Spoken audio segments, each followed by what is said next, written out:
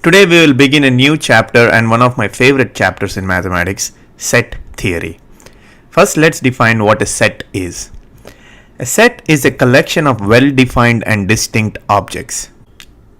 So let us look at these two terms, well-defined and distinct, very closely. So let's take an example.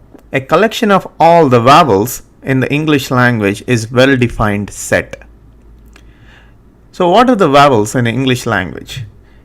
A, E, I, O and U. These are the 5 vowels of English language. And if you look at these vowels, they are all distinct.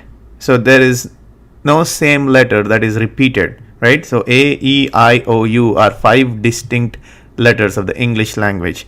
And they are all grouped together and are called as vowels of English language. So this is a pretty well defined set which has distinct elements. So this in mathematics we can group these letters into a set. Whereas a collection of all honest people is not a well defined set, because honesty varies from person to person.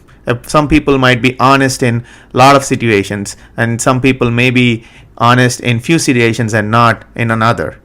So grouping people who are honest is not really an easy thing.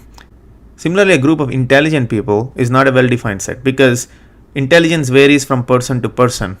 Person A might be smarter than person B, but person X and person Y could be smarter than person A. So grouping people under the name of intelligence is not really well defined. So a collection of honest people or a collection of intelligent people is not a well defined set.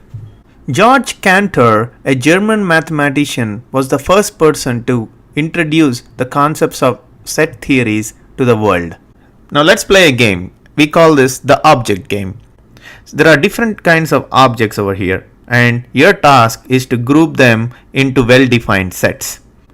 So if you think about this, you can see that there are 3 different kinds of objects over here: musical instruments, fruits, and some fast food, right? So you can group these objects into 3 different groups, as you see here. So a set of fast food items, which includes your fries, pizza, your chicken wings, and a burger. Whereas the fruits can be grouped into a set called fruits. Orange, apple, grapes and cherry. All of them are distinct and they fall under a well-defined set called fruits. Similarly, all the 4 musical instruments.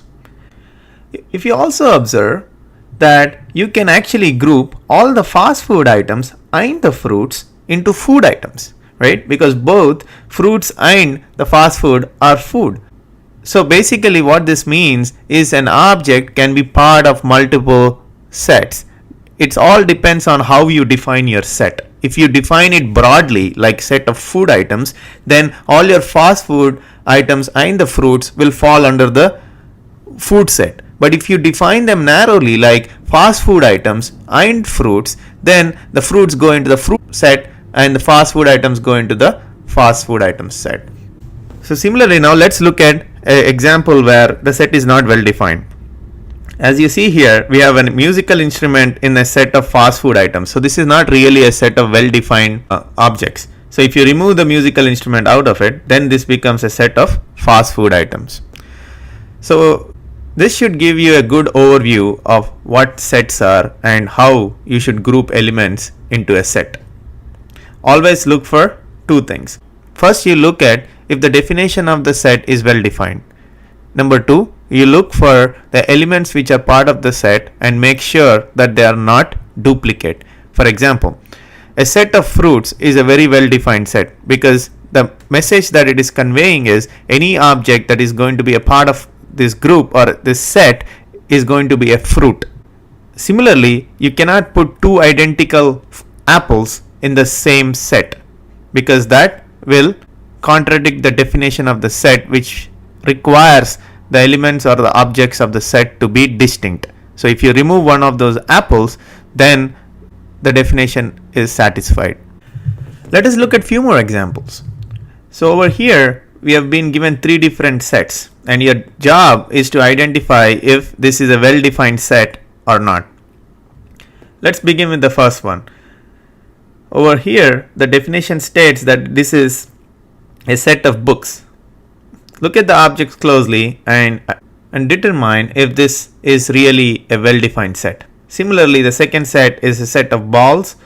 The third one is a set of fruits.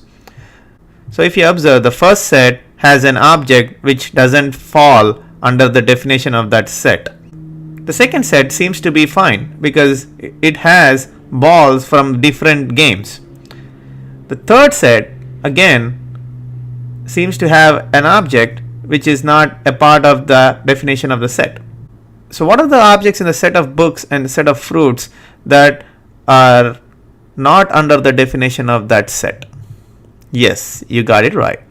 So the microscope and the ice cream are not a part of the definition of that set. So if you remove these objects from those sets, then they become very well defined sets.